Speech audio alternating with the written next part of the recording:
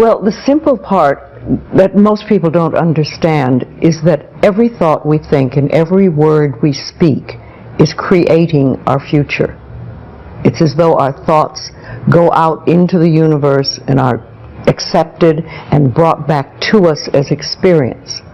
Now that is a very simple thing, but most people don't get it. They don't understand it. They've never heard it before and they think it's ridiculous. But if you can really accept the fact that every time you think a thought and every time you speak a word, you are literally painting your future, making your dinner, whatever you want to call it. You are creating. And you're creating your own life. And this is simple, but it's not easy to accept. But once you accept it, then you can start deliberately creating what you want in your life. And you begin to be aware of what you don't want in your life and how you are contributing to it.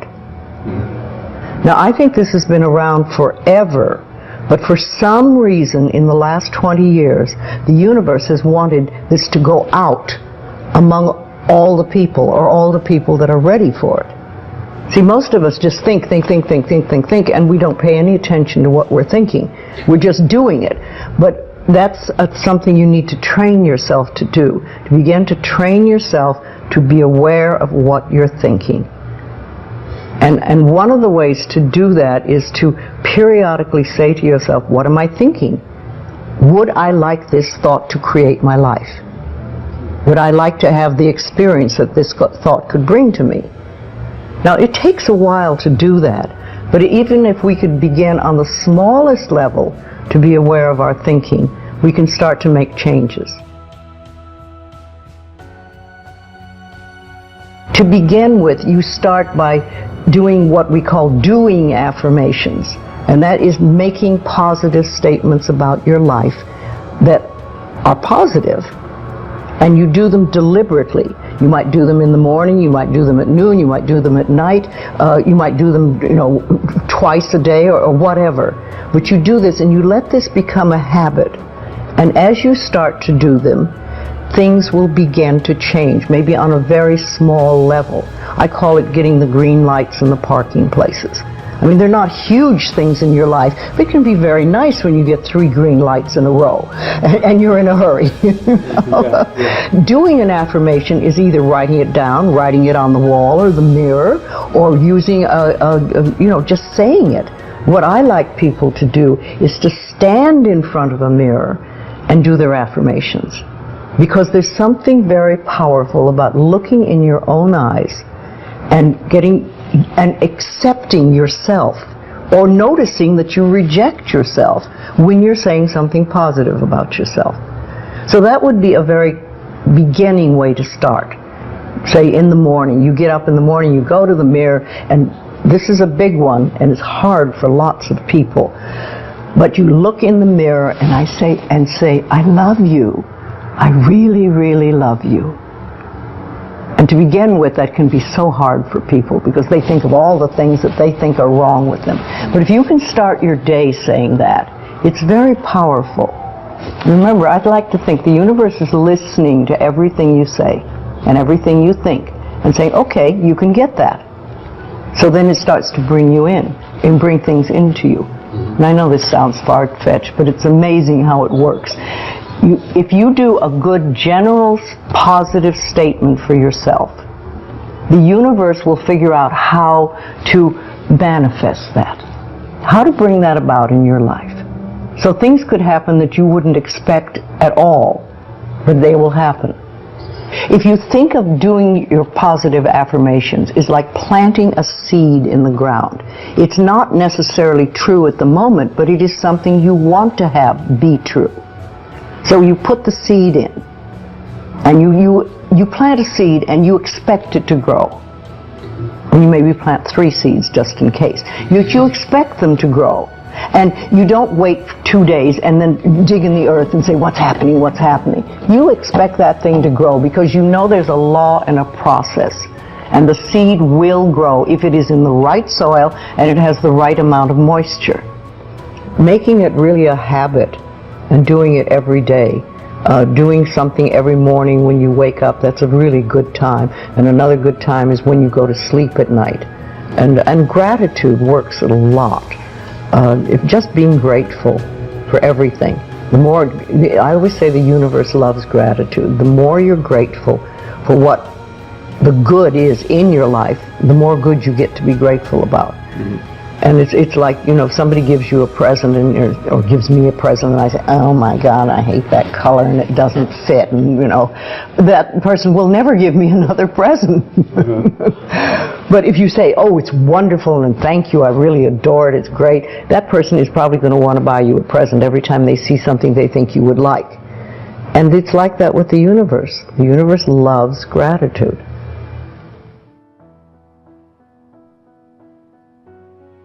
If you have very strong beliefs within you that you don't deserve good things in your life, mm-hmm. and a lot of people have that, then there can be delays. And sometimes people say, well, affirmations don't work. I've done them. But when they're doing, for instance, prosperity affirmations, and they've done some prosperity affirmations, and they say it doesn't work, nothing's happening. And I say, well, all right, how many prosperity affirmations did you do in a day? And they'll say 3, probably. And I say, all right, how many poverty affirmations did you do this day? And that could be 300, depending on where you're coming from and what is running through your mind. See, I have this, one of my thoughts about life is that only good lies before me. And I have been saying this for many years. So it doesn't really matter to me what happens in life, because I know it's going to be good. Well, there are lots of things you can do to help you become more conscious of what is going on. And because so many of our belief systems really are unconscious or subconscious, we're not aware of them. They're just things that were bred into us as we were children, is to take a little time to figure out what they are. And I always say a really good exercise is to take a big sheet of paper and write on top of it, say, what I think about men. And then another one, what I think about women, what do I think about money, what do I think about any subject you can think of. And just write all the things that come out of your thoughts. And whether they sound good or not, just write them down. And any one subject, if you just write them all down and then look at them and see how many are positive and how many are negative. And if you can take those negative ones and turn them around, make them into positive affirmations, then you can start clearing up what you believe about, say, money that is not positive for you, and or is keeping you from bringing money in. And you can do that with lots of things in your life, so you can really begin to realize what you do believe about these things. So you can't change your thoughts if you don't know what your thoughts are. There is a law of thinking, and we are beginning to learn about it. And it is like a computer. If you have this gorgeous computer put in front of you, and you don't know what to do with it, it's a piece of junk. But if you learn the language of the computer, miracles happen. And that is what the law of thinking is. When you learn how it works, miracles happen. What you think and what you believe is what will come true for you. Your thoughts create your life. It's that simple. And when we can get that, we can make enormous changes. Well, I think it really starts with realizing that you don't love yourself, that most people don't. Most people feel they're not good enough, that they haven't done it right, they won't do it right, they'll never be enough, and they're definitely not lovable. And when we come from that space, it's very hard to create things for ourselves that are really good. So in the early days when I worked with people, I used to fix this problem and fix that problem, and you'd have this, a health thing, and we'd work on that and we'd work on this.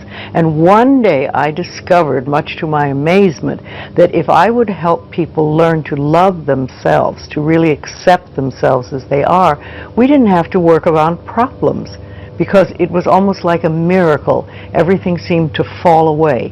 It's a hard one for people because we're we grow up believing that we're not good enough and nothing is right. I remember lots of times I would ask people, well, what is really wrong with you? What have you done that is so terrible that you're not acceptable to yourself? And I never, ever, ever got an answer that made any sense. You know, they might say something like, well, I'm too fat. Well, so, you know. But when you talk about loving yourself, a lot of people think that that's vanity. But it isn't really. It has nothing to do with that. That is narcissistic. But to really care for you and to acknowledge that you are an important being. It's almost like in the Bible they would say, you recognize that you are a child of God, that therefore you are perfect. But even if you're not a biblical person, if you can recognize that you are a being that has self-worth, if you can really recognize your own worth, then you start to treat yourself differently. And I think that's what's so very important about loving yourself, is you stop beating yourself up, you stop making yourself wrong, you stop talking about how awful you are, and you stop saying things like, I'm really stupid and stuff, and you start to treat yourself with a certain amount of respect. And this makes an enormous difference, because what you give out in life is what comes back to you. So if you're giving out a feeling of, I'm okay, I'm good enough as I am, and I am acceptable, and I love life, and I love me, and you start having gratitude for yourself and for life, then life treats you differently, because you are having a different vibration that you're giving out and getting back. And that's when things really start to flow. Now, a lot of people don't realize it, but you have to practice. You just have to start it. And that's why I try to get people to do a lot of mirror work. If you look in the mirror, just simple things like looking in the mirror in your own eyes and saying, I love you. I really, really love you. And it helps if you use your name, Louise, I love you. I really love you. It gets to that little child inside that has been rejected for so long, and it breaks open sort of a dam or a door or whatever you want to call it, and it's like little miracles start to happen. Lots of little good things happen, and the universe loves grateful people. The more grateful you are, the more you get to be grateful about. It's that simple.